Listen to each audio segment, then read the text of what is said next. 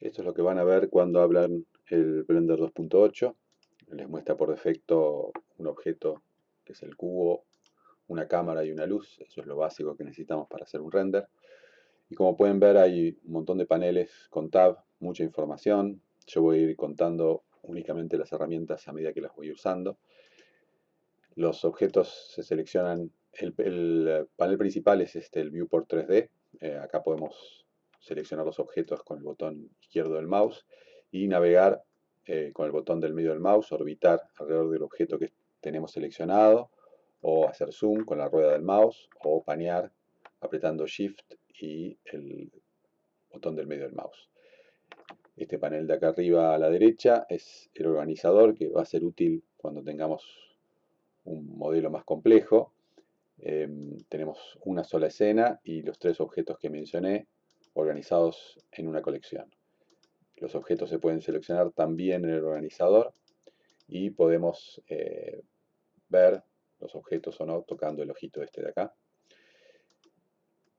Y el panel este de acá a la derecha, abajo a la derecha, muestra las propiedades. Hay varios tabs, por ahora el tab que tenemos seleccionado es el de objeto y muestra las propiedades del objeto que tenemos seleccionado. En este caso el cubo muestra su ubicación, la rotación y la escala. Eso se puede modificar, la forma más rápida es a través de estos manipuladores, por ejemplo moviéndolos en la dirección X, que es la flecha roja. Acá tenemos una guía de las direcciones, en la dirección Y, y fíjense cuando movemos en la dirección Y que va cambiando la coordenada Y, o en la dirección vertical, la flecha azul, la dirección Z. Por supuesto también podemos, para mayor precisión, asignar los valores en metros. Por ejemplo, si queremos que esté en la coordenada X1, coordenada Y1 y Z1, podemos ubicarlo. Y bueno, es bastante difícil ver así a simple vista en 3D.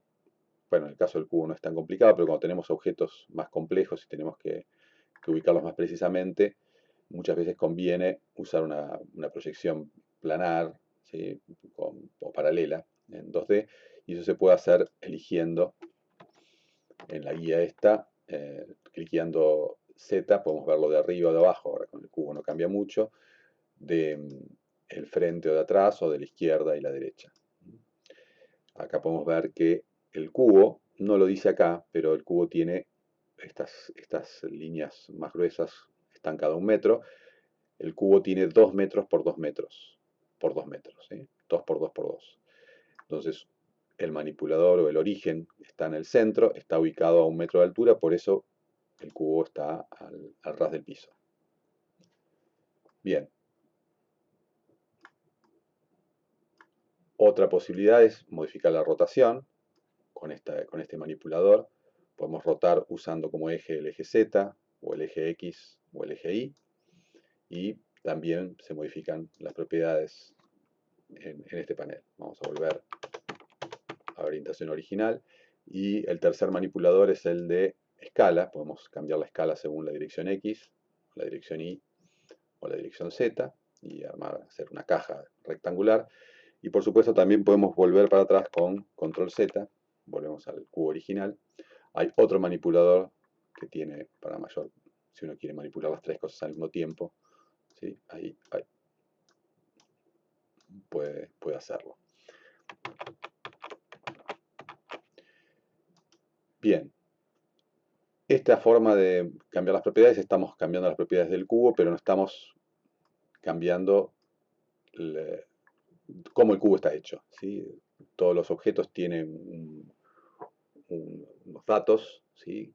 Por cómo están constituidos. En el caso de este objeto, el dato es un mesh, una grilla por cómo está armado, y eso se puede modificar en el otro modo de edición, que es se puede modificar desde acá, ir de modo objeto a modo de edición.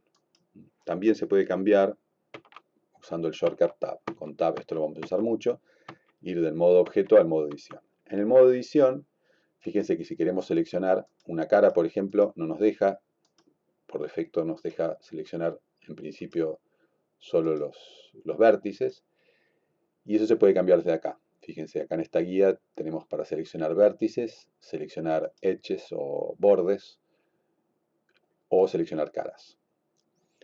Otra cosa importante es que, está medio oculto acá, pero hay una barra de estado que nos muestra la cantidad de elementos que tenemos. Tenemos 0 de 8 vértices, son los 8, 0 que tenemos 0 seleccionados, los vértices del cubo, 12 aristas y 6 caras. Tenemos seleccionado ahora, al seleccionar una cara, una de 6 caras y las 4 aristas del borde. Si apretamos la tecla suprimir, podemos borrar esa cara y entonces ahora sí estamos cambiando los datos de cómo está armado este objeto. Ya no es un cubo, sino es un cubo al cual le falta una cara. ¿Sí? Tiene 5 caras, la misma cantidad de vértices y de aristas. Si volvemos al modo objeto, ahora tenemos la caja sin tapa. Como van a poder ver en modo edición, hay un montón de otras herramientas que vamos a ir viendo en clases posteriores. Ahora lo que vamos a ver es cómo agregar objetos. Quitamos esta caja y vamos a agregar un objeto nuevo desde acá, desde Add. Fíjense que prácticamente casi todas las cosas que hacemos por el menú tienen un shortcut. Algunos, los que se usan más, vamos a tener que anotarlos en algún lado o memorizarlos. En este caso, para agregar es Shift A, siempre que se ponen sobre el ítem de menú les muestra un tip de cuál es el shortcut.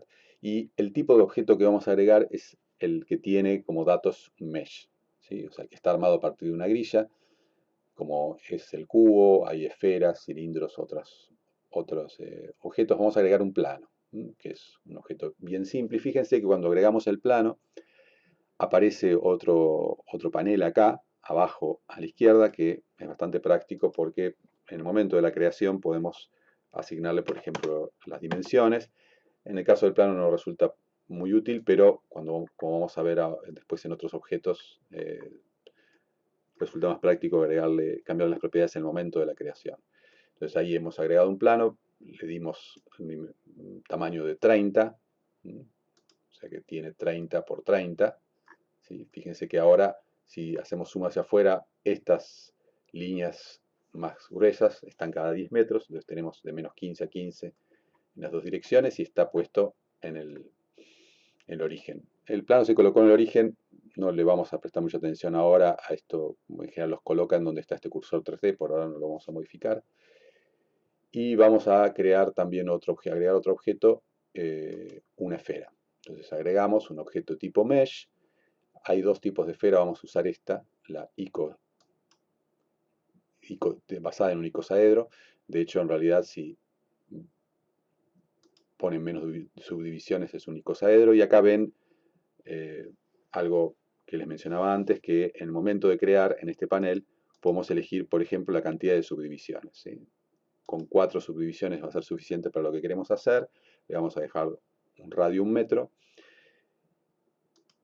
De todas maneras, si se fijan, de cerca en realidad todavía se ven, es una esfera facetada. Esto es porque está formado por caras, por facetas, y el modo por defecto que nos muestra Blender, el sombreado, es considerando cada cara como una cara, lo cual tiene sentido, por ejemplo, para un cubo, donde cada cara se junte en una arista, formando un ángulo bien definido con la otra cara. Pero en el caso de la esfera nos interesaría que el sombreado que se vaya a utilizar para esto y sobre todo para el render, asuma que entre una cara y otra hay un borde suavizado. Entonces eso se puede hacer desde acá, cambiando el tipo de shading. Desde objeto, usar un shade smooth en lugar de flat. Fíjense cómo cambió ahora. Si bien las propiedades del objeto, si vamos al modo edición, sigue teniendo la cantidad de caras. Fíjense que ahora la cantidad de caras aumentó a 1280. ¿Sí? En el momento del render, o por lo menos como la vemos ahora en el viewport, se ve suavizada. Vamos a colocar la esfera al ras del plano. Eso, teniendo seleccionada la esfera, vamos a modificar la coordenada Z también. No, perdón, ese es el ángulo. también se puede, fíjense, cuando se pone la doble flecha se puede ajustar así. En este caso, como sabemos que la esfera tiene radio 1 metro, colocamos el centro a 1 metro de altura y ahí nos aseguramos que esté tocando apenas el plano. ¿Sí? El plano no lo podemos ver de costado porque no tiene espesor. ¿Sí? Bien, hasta ahora estuvimos editando en perspectiva y moviéndonos en el viewport en el ángulo que nos resultaba más cómodo, pero en realidad cuando vayamos a hacer un render de esto, esto se va a hacer desde la cámara. La cámara por defecto está apuntando hacia el origen, entonces si vemos lo que ve la cámara, eso se puede hacer desde acá, Viewpoint Cámara. Esto es lo que cuando hagamos un render como imagen o de una animación va a mostrar la cámara. Siempre vamos a necesitar una cámara, ya sea que usemos una animación, una foto estática o incluso si hacemos un render 360. Bien, en este caso sí hay un shortcut que vamos a usar bastante para pasar de la visión de cámara afuera. Para salir, en realidad, cuando estamos mirando la cámara, basta con apretar el botón del medio del mouse y volvemos al modo de perspectiva para orbitar. Pero si queremos volver a la cámara, el shortcut es con el 0 del pad numérico, no teniendo seleccionado el bloqueo de números. ¿Sí? Entonces ahí vamos a la cámara y salimos de la cámara. Esto es lo que nos va a mostrar el render. De todas maneras, fíjense que todavía estamos viendo todo en una escala de grises. Eso es por dos motivos. Uno es que el tipo de vista que tenemos en el viewport es shading, ¿sí? Que nos muestra un sombreado, pero no nos da un render ni nos muestra las texturas. Hay otro en forma de wireframe, ¿sí? Que va a ser útil cuando tengamos objetos más complejos, otro para editar texturas y otro para ver un render en tiempo real. Esto es una incorporación del Blender 2.8 que tiene un render en tiempo real que se llama Eve. Después vamos a ir al tab de render para modificar las propiedades. Y fíjense que al menos algo cambió. Ahora se ve la sombra, una sombra, y esa sombra está provocada por la luz, de la cual no dijimos nada todavía. La luz, por supuesto, también en el modo objeto o con los manipuladores se puede cambiar la posición. Fíjense cómo cambia la sombra. Y en este caso la rotación no va a afectar mucho porque es una luz omnidireccional. Así como la esfera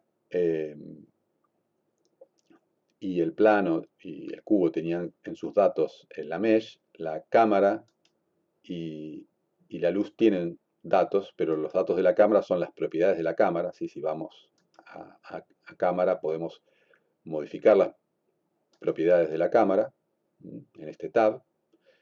Por ejemplo, el más obvio es la distancia focal. Perdón porque a veces digo los términos en inglés y no tengo la traducción en castellano. Por ejemplo, podemos poner 35 milímetros, ¿sí? Un poco más abierto, o 80 milímetros, un zoom. ¿Sí? Vamos a dejarlo en 35, un poco más abierto. En el caso de la luz, los datos están en las propiedades de la luz. Lo que muestra por defecto es una luz puntual, omnidireccional, pero podemos elegir también un spot, ¿sí? Direccional. Ahí en ese caso sí, cambiar la orientación del spot y la posición tiene un efecto mayor.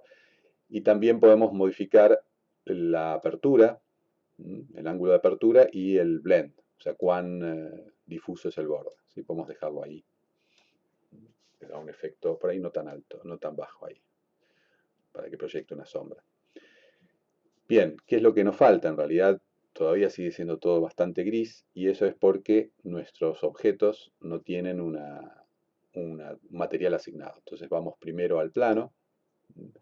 Fíjense acá en el organizador que teníamos una colección original que tenía el cubo. Cuando creamos estos objetos no los pusimos dentro de la colección. Por ahora no es muy importante porque es una escena bastante simple, pero conviene tener las cosas bastante organizadas. Entonces vamos a poner tanto el plano y nuestra esfera dentro de la colección. ¿Sí? La colección se puede activar o desactivar en su conjunto, entonces eso va a ser más útil después. Entonces, decíamos que necesitamos asignarle un material a estos objetos. Antes de asignarle el material vamos a correr un poco el plano para que en la cámara no se vean los bordes del plano. ¿Sí? Por eso podemos correrlo un poco para atrás y para la derecha. ¿Sí? Y entonces vamos a ver otro tab que es este de material. Ese es el tab de material y el plano no tiene asignado todavía ningún material. Creamos un nuevo material. El material que usa por defecto es la traducción de esto sería basado en principios físicos, y hay un montón de parámetros, ¿sí? En realidad vamos a usar los más obvios. La ventaja de este tipo de material es que se corresponde bastante con cómo se comporta la luz en un material real. El más obvio es modificar el color de base, por ejemplo, vamos a usar otra tonalidad. También la propiedad especular, ¿sí? Cuán reflectante es, y la rugosidad, ¿sí? Si ponemos, cambiamos ahora el punto de vista y vemos que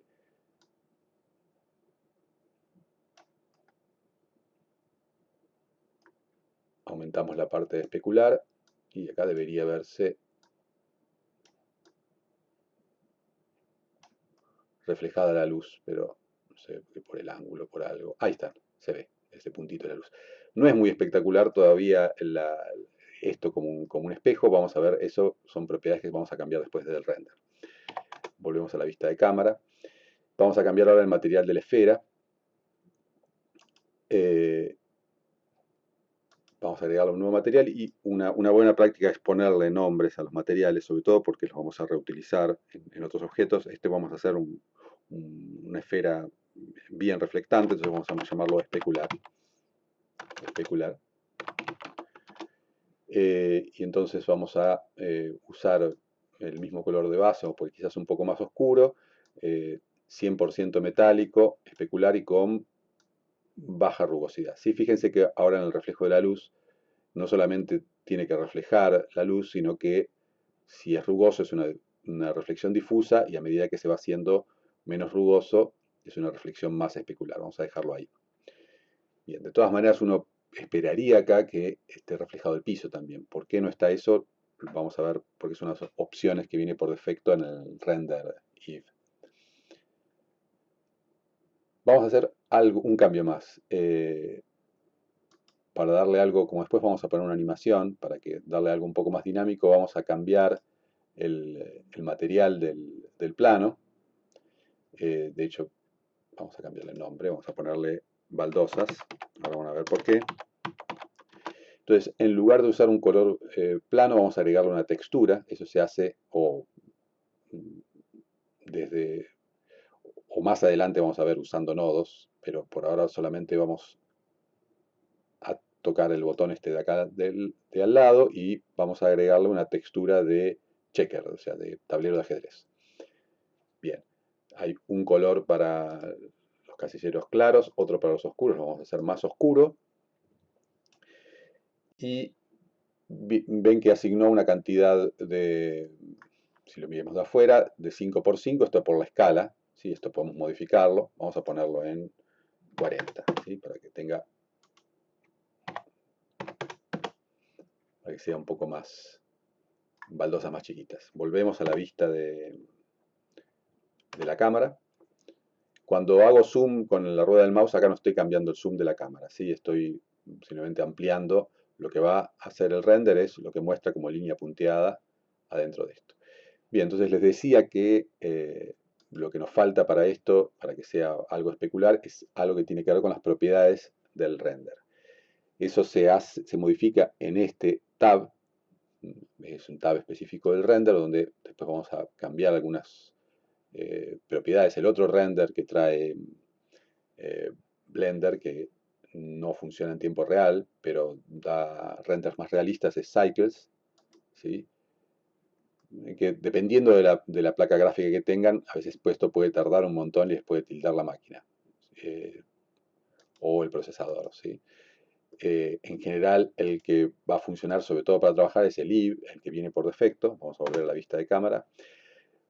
Pero justamente como es más rápido y está optimizado para varias cosas, por defecto no viene activado las reflexiones, ¿sí? Entonces eso se modifica acá, donde dice Screen Space Reflections, tildamos, y ahora ven que la esfera está reflejando el piso. De todas maneras, se ve medio pixelado y eso, bueno, uno puede mejorarlo con la cantidad de samples que usa en el render, ¿sí?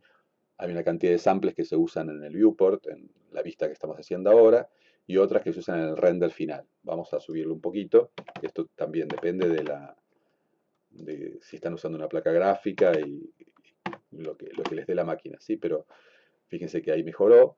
También se pueden eh, modificar la precisión de las reflexiones desde este punto. Y una cosa que sí vamos a activar es que las sombras, shadows, sean soft, ¿sí? Eso mejora bastante. Y por ahora no vamos a tocar nada más. Bien, lo que ven es que la esfera refleja el piso y después el resto se ve todo gris, ¿sí? Es algo que no dijimos hasta ahora. Fíjense, por ejemplo, si desactivamos la luz, todo sigue recibiendo una iluminación ambiente. Esa iluminación ambiente viene del mundo, que es este otro tab de acá. Y el mundo tiene un background, una superficie de background que está dando una iluminación global por este color, ¿sí? Si modificamos este color, lo hacemos completamente negro, se va la luz. Podemos, por ejemplo, darle un tinte más de atardecer, ¿sí? Ahí. También se puede agregar texturas, fotos 360 de HDR. Bueno, eso cosas que vamos a ver más adelante. Por ahora vamos a dejar esto, volvemos a prender la luz, ¿sí? Y vamos a hacer un render de esta imagen. Eso, por defecto, si hacemos el render, nos va a abrir una ventana nueva y no la va a grabar. Eso lo podemos modificar otro tab más, que es el de output, ¿sí? Sobre todo cuando hacemos una animación, va a ser muy importante. El output me permite ajustar, por ejemplo, cuál va a ser el tamaño de la imagen que voy a generar, o de la escena, o la película, o la serie de imágenes. Cuestiones que tienen que ver con la animación, el formato de archivo, y dónde lo va a grabar, ¿sí? Por ahora, para hacer una imagen no vamos a tocar demasiado esto, pero es importante saber dónde van a parar los renders que uno hace, ¿sí? Entonces vamos a hacer el render desde acá. Render Image, que es la tecla es F12, y eso abre una ventana nueva, y acá arriba de todo a la izquierda indica que lo hizo en menos de un segundo, ¿sí? Eso, por supuesto, depende de la placa que uno tenga. El último paso es que vamos a darle una animación, ¿sí? Entonces vamos a hablar del último panel que aparece acá abajo, ¿sí? Que está medio oculto, lo podemos abrir con esto, y es la línea de tiempo. La línea de tiempo por defecto trae 250 frames, vamos a bajarlo a 100 porque no es necesario tanto, que termine en 100. Esto se puede ajustar con el zoom si usaron el Premiere o otros editores el manejo es bastante similar, usando keyframes, ¿sí? o serían cuadros clave. Entonces, lo que vamos a hacer es cambiar las propiedades de nuestra escena y armar keyframes en esos cuadros. Estamos en el cuadro 1 y vamos a colocar a la esfera fuera de la escena, a la derecha. Vamos a ir a las propiedades que estamos modificando, ¿no? Volvemos al tab de objeto y nos está indicando que la esfera arranca en el frame 1 en esta ubicación en X. Para grabar esto en un keyframe, sí vamos a usar un shortcut que es la letra I latina, ¿sí? Y fíjense que se pone amarillo y genera un keyframe en el cuadro número 1. Vamos a ir al cuadro del final, el 100, y simplemente vamos ahora a desplazar la esfera a el final, que se vaya por el extremo superior izquierdo. Fíjense que cuando cambiamos esto, cambió el color, todavía no está generado el keyframe y tenemos que volver a apretar, estando seguros que estamos en el frame del final, y colocando el mouse sobre las propiedades que queremos generar el keyframe, tocamos la tecla I. Y la señal es que se volvió a poner amarillo y generamos 2 keyframes. Entonces ahora, si vamos de la escena del frame 1 al 100, esto se puede hacer tocando intuitivamente la Play Animation, ¿sí? Entonces fíjense que ahora tenemos nuestra esfera moviéndose por el piso embaldosado.